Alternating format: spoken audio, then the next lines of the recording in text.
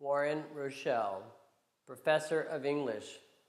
The project that I'm going to describe is one I used when I was teaching English 313E fantasy writing. And I had my students, in addition to writing the story, I wanted them to create the sort of a website for a secondary world in a way that they would have a map, they would have a history, they would have major events and major characters, glossary, all the things to kind of flesh out the backstory and the background, the context of the world in a way that ideally that would be inviting the reader into that world to explore it in a way that you could not do, or kind of enhance the text itself and give the reader a more kind of a fully realized experience, borrowing from the first, we can't all be Professor Tolkien with the 5 appendices going crazy, but we can with the digital and the kind of the visual element that he made his own maps.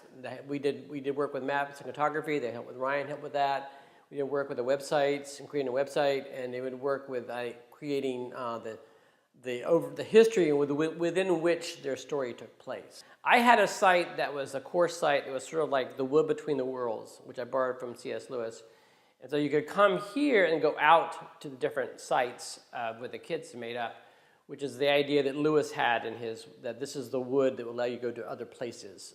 It's like a waiting area for transport to somewhere else. Virginia Kearney, who is graduating Saturday, this is a story she's been working on for some time. It's the world of Monier, and she started it actually in 302, and I've watched this world grow and evolve and mature as she has done that herself. And what struck me was that she was able to understand this is her story, here's the world it exists in. So it's part of it's part of a historical progression, a time, and is also a part of a geography and a domain, so to speak. And then she was able to create the map and the history, and it made her world richer. It made her think about it in a way, which is my goal for all of them, in a way that I don't think it would be as easy to do if they just read a straight story.